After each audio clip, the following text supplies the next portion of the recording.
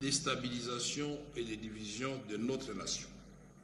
Honorables députés, estimés collègues, puisque dans une certaine mesure il s'agit de ma personne, souffrez que je vous livre une confidence.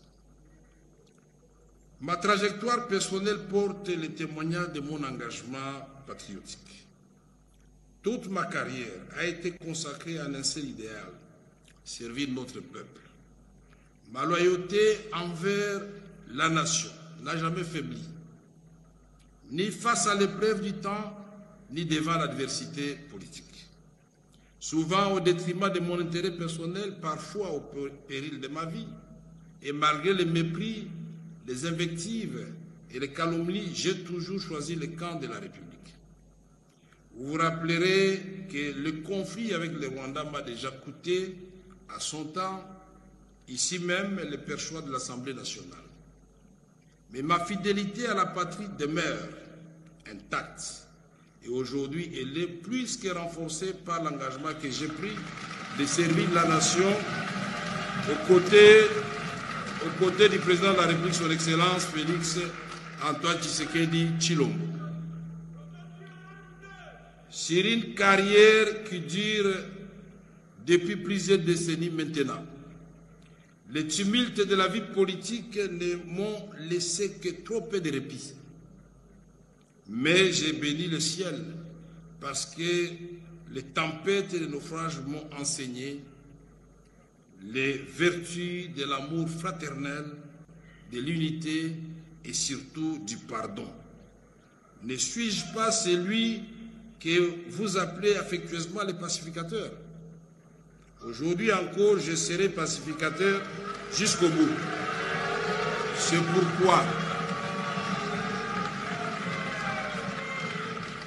pourquoi je voudrais vous dire, honorables députés, distingués collègues, que s'il y en a parmi vous qui se sont sentis froissés, heurtés ou dérangés de quelque manière que ce soit par ma conduite, par mes propos, qu'ils daignent bien accepter l'expression de mes regrets le plus sincère et j'implore leur pardon.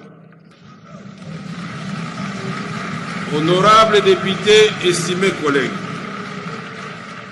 je voudrais aussi m'adresser aux jeunes parlementaires, véritables chevilles ouvrières de notre Assemblée, tant pour la production parlementaire que pour l'action politique. Mes chers jeunes, votre appel a été entendu et le bureau s'emploiera à créer les conditions de votre épanouissement, notamment à travers un plus large espace d'expression et des opportunités pour renforcer vos capacités. C'est d'abord pour répondre à vos besoins de formation que le bureau a entrepris de mettre en place une académie parlementaire en étroite collaboration avec les vice-premiers ministres, ministres de la fonction publique, l'IAU, à travers l'École nationale d'administration ENA. Cette session budgétaire sera la vôtre. Je vous invite, vous, autant que l'ensemble des députés nationaux, élus légitimes de notre peuple et gardiens de ses aspirations, à travailler avec acharnement dans l'abnégation et la discipline pour offrir à ces peuples dont nous sommes les élus légitimes et les gardiens de ses aspirations la contrepartie de la confiance qu'il a placée en nous. Honorables députés, estimés collègues, distingués invités, permettez-moi de conclure cette adresse par une invocation des Saintes Écritures qui, dans le psaume 133, nous enseigne ce qui suit. Voici, ô, qu'il est agréable, qu'il est doux pour des frères de demeurer ensemble dans l'unité.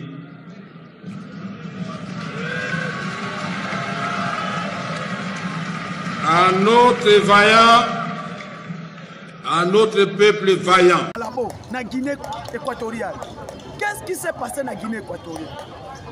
mwana mboka Moustapha beta biloko koto yo na Uvira eza ya koyinda moto ezopela na niveau territoire Uvira moment nazoyebisa bino bandeko na ngai Uvira eza na inquiétude makasi et inquiétude wana euti wapi bokoyoka ngo awa journée ya lelo na ba émission na biso na direct o bozolanda biso na kati ya manaka na biso ya chaîne na biso Congolais Telema bandeko na nga ba Congolais tokoyeba vérité mboka Félix Tshisekedi accueilli abengisi ye sur l'invitation ya président de la République ya mboka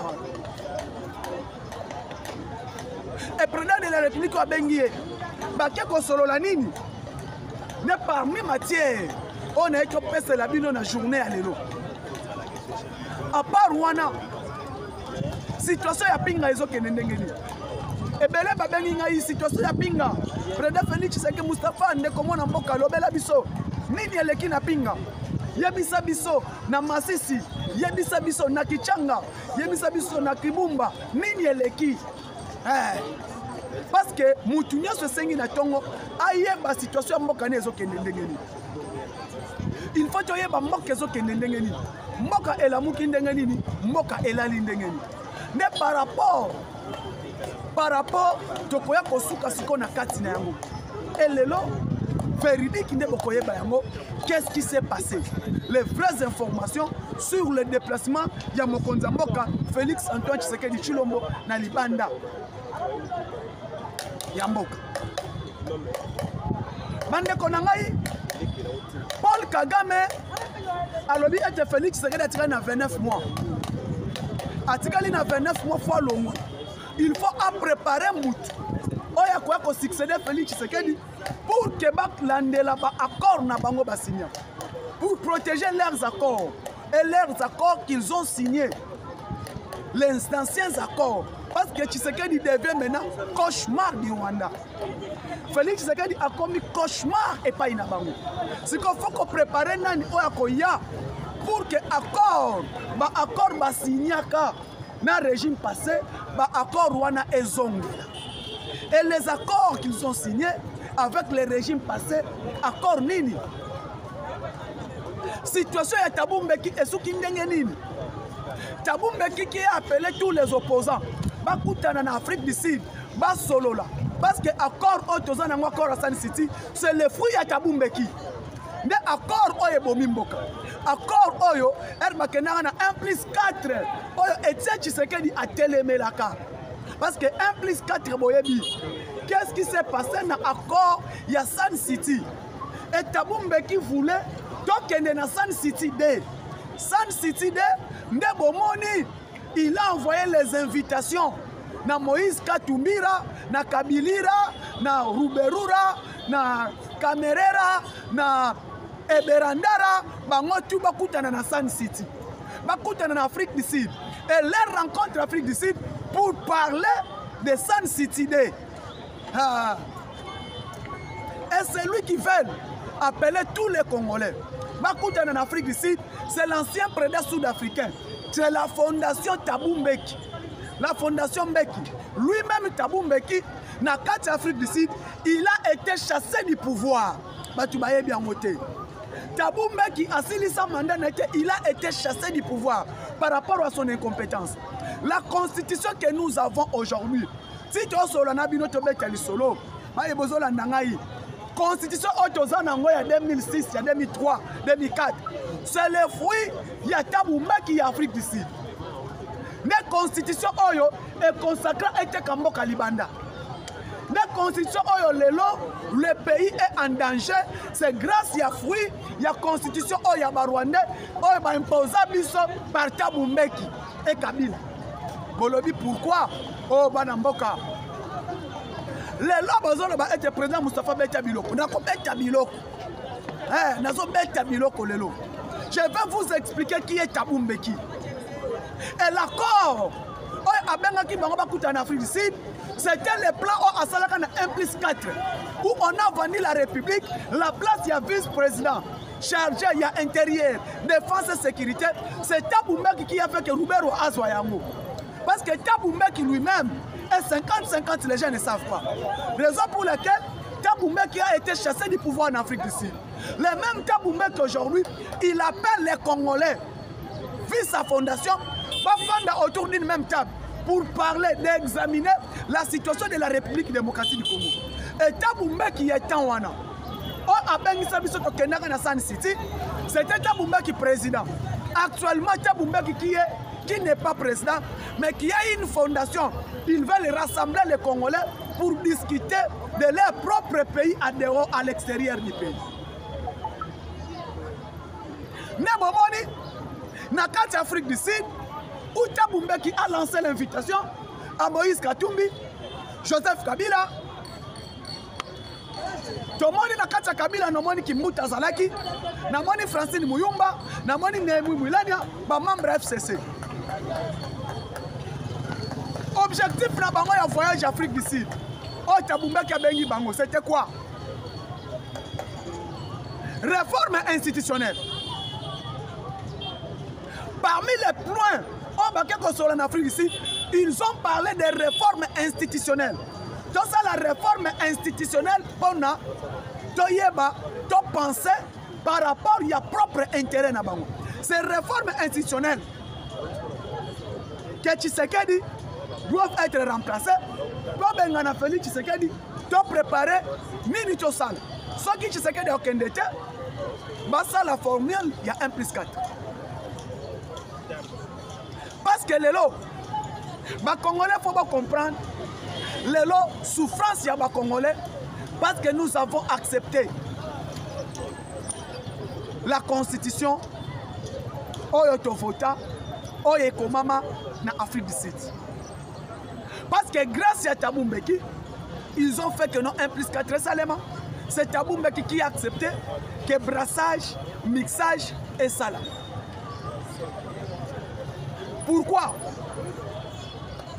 Tant que tu es dans Sun City, tu vas discuter Kabila reste président. On doit mettre 1+4 où il y aura 4 vice-présidents. Il y a Etienne Tshisekedi, Jean-Pierre Bemba, Yerodi Abdoulaye Ndombasi et Azaria Souroubé. Herbaké dans Sun City, Basali effort, va dribbler Etienne Tshisekedi. Basali effort va dribbler Etienne Tshisekedi na kati ya Sun City. Baba zwa poste ya Etienne Tshisekedi ba pesa yango zaidi ngom. Pourquoi? Parce que dès que Etienne Tshisekedi est là, ba intérêt na bango ekozala te. Dès que Etienne Tshisekedi sera là, bango ba kolia te de copie ya Sun City. Et lelo, Félix Tshisekedi devient président de la République, il a accepté d'aller aux élections avec cette constitution. Parce que 2006, Etienne Tshisekedi n'a pas voulu aller aux élections. Pourquoi? Parce que recensement est ça le matin. Il n'y a eu pas recensement. Nous sommes 2011, recensement est ça le matin. FCC peut perdre. À l'époque, Balobi, le recensement est ça le matin. Etienne Tshisekedi a condamné qu'il y a une élection sans recensement. Donc, il y a un bongo. Etienne Tshisekedi arrive, alors il dit que non, il n'y a aucune élection parce que ceux qui n'ont qu'une élection. Et que tu dis Joseph Kabila, ça sera non-assistance à la personne en danger. Comme il y aura non-assistance à la personne en danger, nous irons aux élections de la manière que la constitution est lobby, nous n'avons aucune élection. On est allé aux élections, on a bâti Joseph Kabila. Kabila a été bâti dans l'élection. Et les lots, Thabo Mbeki, tant que Félix Tshisekedi a continué à jouer pouvoir, il a gagné les élections. Tshisekedi devait maintenant cauchemar. Il y a des multinationaux. Tshisekedi a commis danger pour Nabango, entre autres Fondation Clinton, Fondation Bill Gates, Fondation Mbeki, tous ces gens-là, Moussa Faki, l'ancien président nigérien, parce que Bazalaki n'a pas intérêt dans la République démocratique du Congo. Tout le monde sait la République démocratique du Congo est la communauté intercriminelle. Il y a communauté intercriminelle. Entre autres, sur les plans diplomatiques, la République démocratique du Congo est Boumaki. Plus de 30 ans, la République n'existait pas. personne faisait la diplomatie à Congo. C'était Kagame, c'était Museveni, c'était Sassou Nguesso, tous ces anciens présidents, tous ces présidents-là, ils mangeaient dans la République démocratique. Grâce à Yango Siko, Tshisekedi arrive président de la République. Alingi était Azongisa Congo. Azongisa Congo na rai. Congo était le Ayeba, Bitumba Oyo et Bundakana Egu. Bitumba Oyo ya Congo et Outaka Wapi. Qui est le vrai agresseur? Il y a la République démocratique du Congo. Pourquoi la guerre à l'est de mon pays? Pourquoi? Ce sont des questions que le chef de l'État a posées, a mis qui ma question et a mis ma réponse. Tobani Kolane, guerre à est et Outaka Wapi. Qui est le vrai agresseur? Il y a RDC. C'est le Rwanda. Rwanda mutu apiyaka minerai à Congo. Qui est derrière Rwanda? Qui est derrière Rwanda? Nani a financé Kagame? Nani azasima Kagame? Kagame a teka minerai à Congo pa ya nani? Banani ba acheteur ya minerai à RDC. Et pourquoi? Pendant que le Congo est agressé, l'embargo reste dans mon pays. Ce sont des questions que le chef de l'État a mis posées. Ce sont des questions qui s'est opposé et Tshisekedi faut a mis la réponse. Raison pour laquelle Tshisekedi est allé maintenant affronter la communauté internationale d'intérêt diplomatique. Tshisekedi a affronté la communauté internationale sur le plan diplomatique à côté Nazam, à découvrir le vrai agresseur, à découvrir position y a agresseur. Nani azo ko agresser Congo, nani aza sima et nani oyo aza kati ya bato bazo créer l'insécurité ko instabiliser mboka na ngai. Mais parmi biloko oyo mokonza mboka bandi ko Fachi à côté Zamba, à côté terrain diplomatique. Premier mandat Tshisekedi s'est sacrifié. À chaque diplomatie na ezala champ de bataille.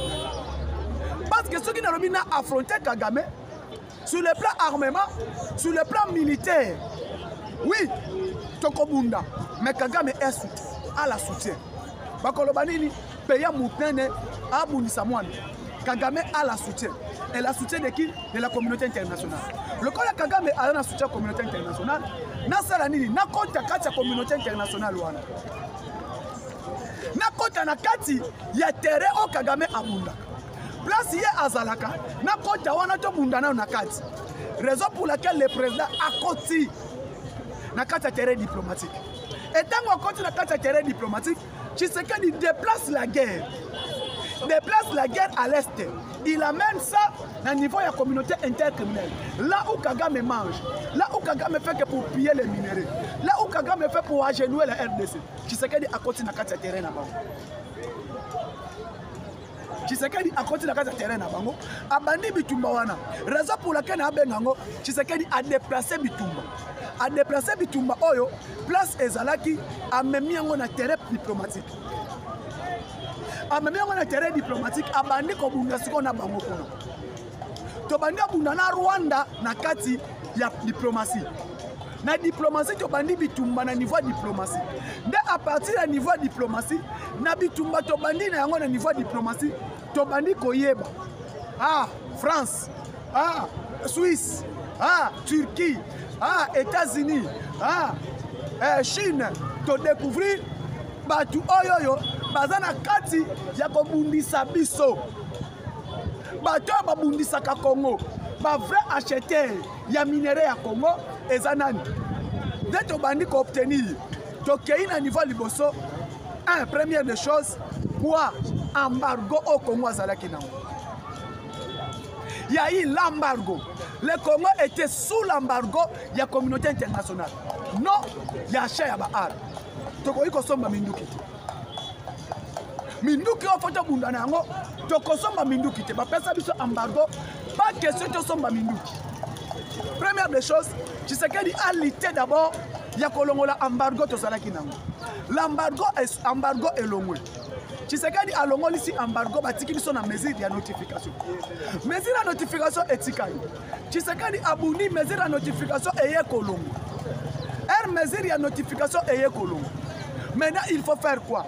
Tshisekedi fait l'étude sur le plan arme nini toza nango banani babundaka bitumba banani bakobunda aye kolandela effective bapesa ye bamilitaire oyo baa na este yango te aye kotala âge moyenne ya bamilitaire na biso âge moyenne ya bamilitaire na biso ya armement na biso ya bamilitaire na biso c'est 45 ans 50. On n'avait pas de militaires. Tshisekedi lance recrutement en masse. Elle a lancé recrutement en masse pour obtenir l'ambassadeur dans l'armée. Mais qui maintenant peut commander ces gens? Qui peut orienter nos militaires? C'est là où il y a eu un problème. De côté là été infiltration et zamakasi. L'infiltration et zamakasi n'a pas ça la nini. Pour réussir dans l'ongola infiltration. Infiltration est si là. Tshisekedi a fait tout pour que l'armée ait élément. Armée est élément. Armée n'a pas fait de tel missionnaire. Armée n'a pas fait zonga. Armée o ezala qui époque Mobutu que Koutani na soda au monique au soda. Mais malheureusement, l'infiltration ezala qui tellement makasi. Et cette infiltration ezala qui tellement makasi, na place infiltration au esila est commis problème. Quand les gens parlent, tous sont incapables de Kobunda Bitumba. Non, on n'est pas incapable, nous sommes capables de Kobunda Bitumba. Mais Tshisekedi voulait d'abord qu'il a déplacé la guerre. Il a déplacé la guerre, il a mené ça dans le terrain diplomatique. Et ce terrain diplomatique, Tshisekedi a réussi à Kobeta Kagame. Yakobeta Kagame. Ndebo comment a été Ertokei na Malabo. Tshisekedi a Kobeta Kagame. Ake na Malabo. Na Malabo bomoni na Guinée équatoriale. Et toke na Guinée équatoriale, bomoni na mikolo yo, place union surtout. Place union surtout Tshisekedi akende Kagame a un problème. Tshisekedi azokende Kagame a un problème. Premièrement sommet utamba Rosalema, kaka na Guinée équatoriale. Toke sommet wana na place Kagame mena abima azwa poste. Kagame n'a pas réussi à cause du poste. C'est le Congo qui a fait que Kagame a perdu le poste. Aujourd'hui, les mêmes républiques démocratiques du Congo. Elle sommet et à ces communautés d'État Afrique centrale. Donc, se retrouver autour, il y a président. Il y a président Obiangwema, le président guinéen, la Guinée équatoriale. Kagame devrait être là. Kagame n'a pas réussi. N'est pas venu. Museveni devait être là, Museveni n'est pas venu. Les présidents soudanais devaient être là, ils ne sont pas venus. Kagame a été, Museveni a été, président Soudan a été, président Kenya a été. Bayete Bakimakini. Pourquoi Batouana Bayete? Ils ont fui. La présence de Tshisekedi. La présence de Tshisekedi est sali était le président Wanabakim. Bayete. C'est parce que Félix Tshisekedi était présent. Bayete, parce que Tshisekedi a pris le temps de participer à ce Mewana, parce que Tshisekedi les a bloqués. Et comme bloqué, on a bloqué Bango. Et permettre Bango Bayete, pourquoi? Parce que Tshisekedi, ceux qui aillent, ils vont m'accolober l'agression. Tshisekedi, ceux qui aillent, accolober l'agression au Congo et au civil. Mais au Moni, moment où vous allez président de la Guinée équatoriale, alors qu'il y a le Komoko, il y a sanction à Rwanda. Sanction à Rwanda, Rwanda faut la sanctionner dans l'Afrique centrale, Rwanda faut pas sanctionner dans l'Afrique de l'Est, Rwanda faut pas sanctionner dans l'Union africaine. Même Rwanda a la participation dans le sommet, il y a le chef d'État d'Afrique, il y a l'Union africaine. Et maintenant, Kagame, c'est ça, maintenant, isolé. Tshisekedi a réussi à faire isoler Kagame, politiquement et diplomatiquement. Aujourd'hui, Félix Tshisekedi a réussi à nommer un ministre des Affaires étrangères. Un ministre des Affaires étrangères qui connaît Kagame, Ayami Nani Aliakana Kagame. Et là, terrain diplomatique à Félix Tshisekedi, comment est réussi parce que la voix de la RDC est attendue partout. Parlons maintenant de Gassita. Tshisekedi nomme Gassita commandant des opérations chargées à renseignement na territoire ya Uvira. Bawazalendo baboyiye. Population pe eboyiye. Mais population aboyiye, bawazalendo baboyiye. Baboyi Gazita pona nini? Est-ce que Gazita est mauvais?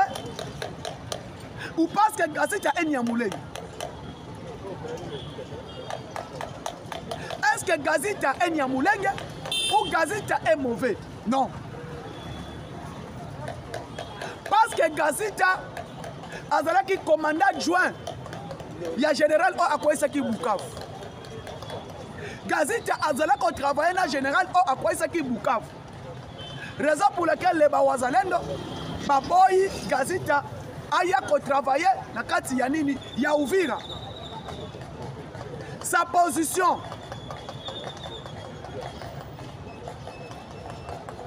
na ye, vi moyen na ye, manière ya kosalela musala, na esali ete population ya Uvira, na Bawazalendo bateleme la général de brigade Gazita.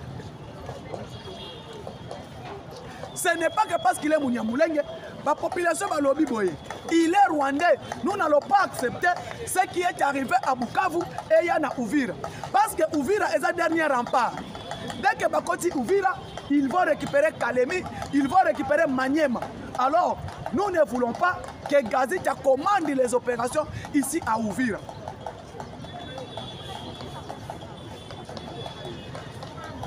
Et Nayango,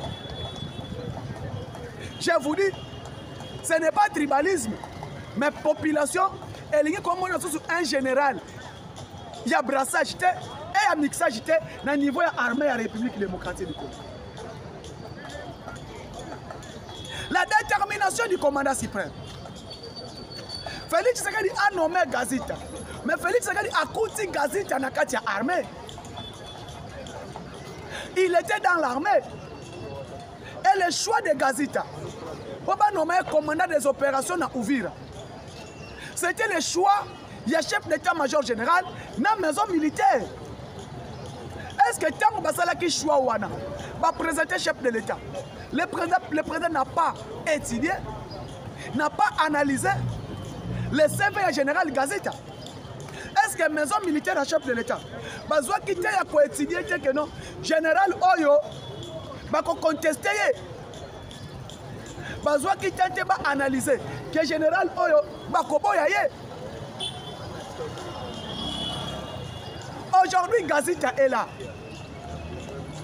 Monsieur Sotomoni, Gazita commandant des opérations et Gazita population est boy. Et Uvira, il y a même des morts.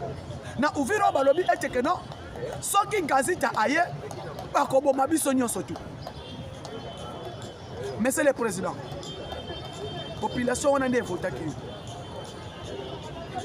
Population on a allié consentir y était. Et la population elle était présente à Gazita. Ils ont déjà chit à Bukavu, chit à Uvira. Et pendant que le chef est en déplacement, chef Ali Banda, chef Ali na Gazistan. Et à un pays stratégique sur le plan des minéraux. Là où Kagame est allé chercher échange minéraux en armes. Parce que Kobetama o Abetami frappe aller, frappe retour au Azui. Kagame maintenant en danger. Naebi Sabino ba émission et le cas que Rwanda a un problème, M23 a un problème. Il y a armement, M23 comme un problème. Il y a effectif, M23 comme un problème. Il y a finance. Pas M23 mais le Rwanda a comme un problème à finance. Parce que ils ont la place de mon côté. Au Kagame a kendi ateka minéré bandimae. A une place de mon côté. Et là qu'on a le Kana na Uvira, Kagame a salaki nyon surtout à contrôler les coins stratégiques oyo minéré et zalakana est. Parce que Ayebi était dans le niveau où Alikali, Tobi Misaka Casterite, dans le niveau où Alikali, Tobi Misaka Flore, dans le niveau où Alikali, Tobi Misaka Cobalt, coltan et bimaka pekuna et or pire et bimaka na Ituri et l'Ituri là est occupé maintenant par certains officiers. L'Ituri insécurité ezali avec les Codeco, avec les ADF Nalou au bazana Ituri. Et aujourd'hui bandeko nangai il regrette nazalaka nango parce que Chiwewe na chef à maison militaire va conduire chef militaire na Béré. Il y a une opération conjointe. Il y a une opération conjointe. Il y a contraqué par ADF. Et Félix Tshisekedi c'est un président civil. Tshisekedi n'a jamais fait une école militaire. Tshisekedi n'a jamais été en armée. Tshisekedi a dit que c'est un soldat. Mais Tshisekedi azalaki civil. Et Tshisekedi des civils a commis comme ça l'analyse sikoyo y armement. Et le lo mokili mobimba elobaka yango mokili mobimba e comprendre parce que la lecture boloba un président civil a hier ko arrivé ya ko clouer Paul Kagame. Et Paul Kagame est cloué, Rwanda est cloué parce que Tshisekedi a dérwandalisé le système ya Kagame. Système au Kagame a tchaki, Tshisekedi a dérwandalisé yango. Ndebo komona lelo Kagame manque ya ba argument, manque ya ba enferme, manque ya nini. Kagame a comme un esprit ya ben sûr. Kofinga Félix Tshisekedi, koloba di n'importe quoi vis-à-vis de Félix Tshisekedi. Ko prononcer a kofi koloba te, a comme koloba yango que Tshisekedi c'est lui, Tshisekedi quoi donner au moni a dérwandalisé Kagame. Et Oyo Fachi Aloba, à la moindre escarmouche, je vais déclarer la guerre avec les Rwandais. Et les gens qui sont venus Congolais, Kagame maintenant cherche tout moyen. Kagame a l'occasion surtout de dialoguer. Et dialogue wana ezali. Dialogue ezali parce que notre président Félix Tshisekedi a tikala koboya dialogue. Président Félix Tshisekedi a accepté à Solana Kagame. Mais le problème il y a Kagame, Kagame n'est pas sincère. Kagame c'est un menteur. Kagame c'est un usurpateur. Kagame c'est un détourneur. Kagame c'est un frappeur. Mais comment on a pas pays ne soit Kendaka. Quand il parle à signer les accords, il parle des minéraux.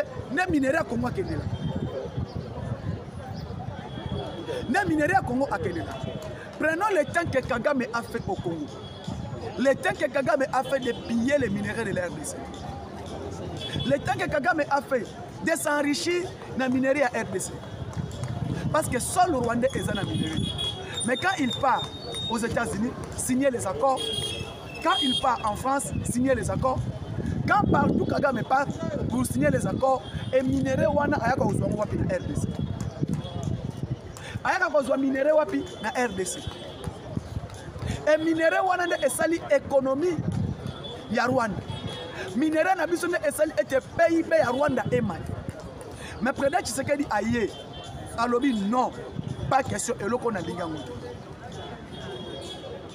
Eloko na lingango te. M23 est telemi, Turanero est telemi, Rentabara est telemi, Sardine est telemi, Bamaïmaï est telemi, tout. Les branches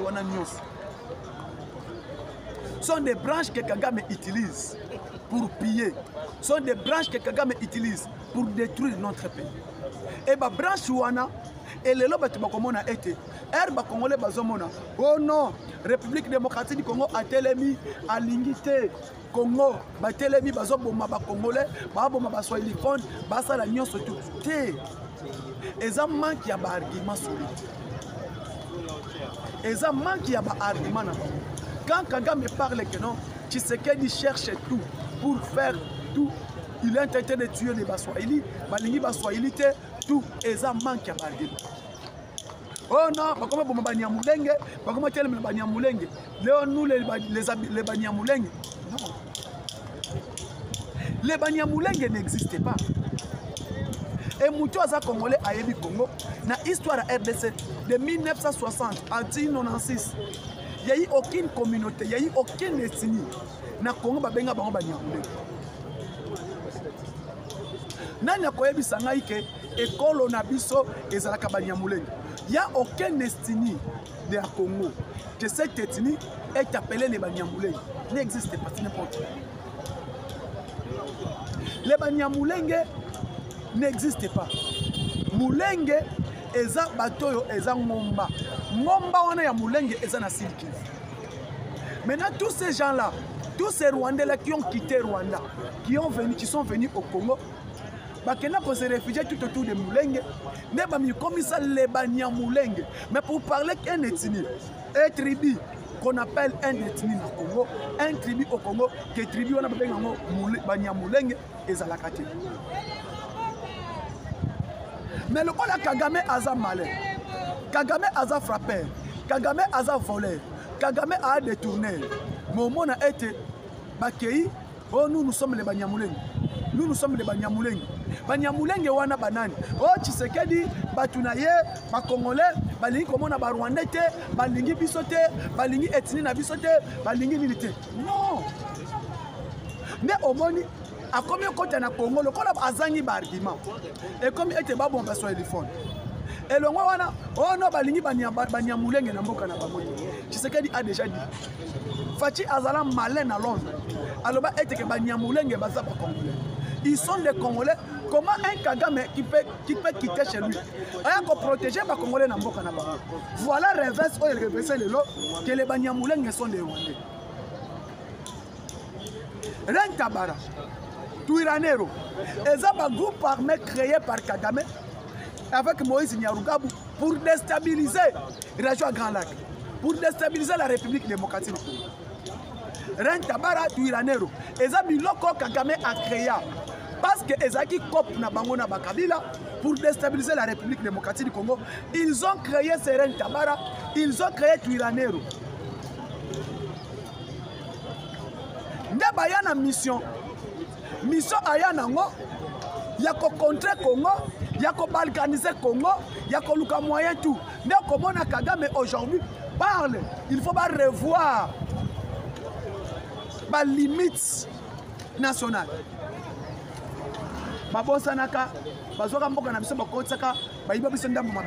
Quelqu'un qui manque des arguments. Et le lot, fin de citation, bateau nyon so tout bomoni, va comprendre que les voleurs qui a volé, moutou a détruit le Congo, moutou a sali et le Congo est en déstabilisation, c'est Paul Kagame. Et na malabo akimaki. Na malabo akimaki. Akiminini, parce que le but était que non, a infiltré. Je vous dis, Rwanda niveau autosa awa. Fachi a fait encercler politique, il a encerclé Kagame. Kagame ne savent pas, moindre erreur kaka, ouvrir à frapper. Je vous dis, Kigali est cause de la poussière. Kigali est cause de la poussière, parce que Eric Prince ne dort pas. Eric Prince ne dort pas. Les Blackwater, vous avez entendu parler de Blackwater. Vous avez entendu parler de Eric Prince.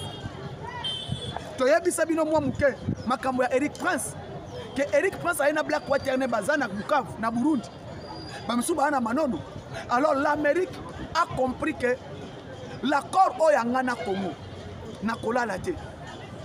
Je ne peux pas refuser, reculer. Na kozonga simate. Il faut que tu revoies ce que Kagame cherche. Et qu'est-ce que Kagame cherche? Et malheureusement, il y a certains Congolais qui ne comprennent même pas. La situation à Rwanda est que Oyo Kagame a l'ingaki azu ya moté. Lelo Félix Tshisekedi a contré na ba point nyonso. Politique diplomatique Félix Tshisekedi a contré. Et Alingi a manipulé certains Congolais pour parler que les Congolais ont bazar mal intentionnés, les Congolais ont bazar un argument de Bangwana. Prenons le cas. Soit Batoulette, Moïse Katumbi, Vital Kamel. Est-ce que ces gens-là peuvent parler du bonheur de la RDC? Batouna Bakolobe la Congo, Bakolobe la Congo, Mokolo, mon côté. Et Tala Bango Mona était, Bango tu Balimba qui est en Afrique ici. Pourquoi? Parce que Baïb était leur maître est là. Leur maître est là. Moïse Nyarugabo. Bakolobe la Congo, non. Raison pour laquelle ils ont accepté de tuer les Congolais au profit de leurs propres intérêts. Moïse Niarugabu, Claude Niarugabu, Ozui, Azarias Ruberwa, tous ces gens-là, tous ces peuples. Et si Koyo, écoutez, Nanini était, Congolais Oyoyo. Bazana posa ya intérêt à mboka na bango nde ba congolais ba telemi vis-à-vis à chef de l'état et ba comme on a union sacrée et ça libre non ce n'est pas ça. Dites-nous pourquoi, qu'est-ce que vous voulez, qu'est-ce que vous cherchez au Congo. Et malheureusement le loba argument na bango surtout et quoi il n'a mal. Pourquoi? Parce que la détermination il a fallu Tshisekedi Tshilombo, la détermination à commandant suprême à l'objet était pas question, minerai pas question, pillage, pas question. Et pillage, on a fait à Boy, ils ont créé un problème. Ils ont créé un problème. Et il y a un lobby qui était total et ma puissance surtout. Mais il y a des points à terre. Bon, mon était parti à Bimi. À quel contrat Kagame place était que la minérée. Place à ça la troque naïe. Place à quel cas armement naïe appelle sa minérée. Je sais qu'il y a un contrat. Bokolanda Obama était clair. Nani Donald Trump était clair. C'est lui qui ne va pas respecter feuille de route. Accord de paix, c'est lui qui va violer l'accord des principes. Tokolandaya sur le plan à cause de sanctions économiques et sanctions diplomatiques. Et Kagame a coûté minamo. Sanctions économiques, biloko tekaka, moya tekango za soute. Totele mabisonyo surtout. Bendele ko ya tête ko pour Nekolo. Merci beaucoup na baino surtout. Bolandi biso na ta auto parler sur la situation du pays, sur la situation économique et politique à Mboka na biso. Abonnez-vous, partagez, likez l'émission.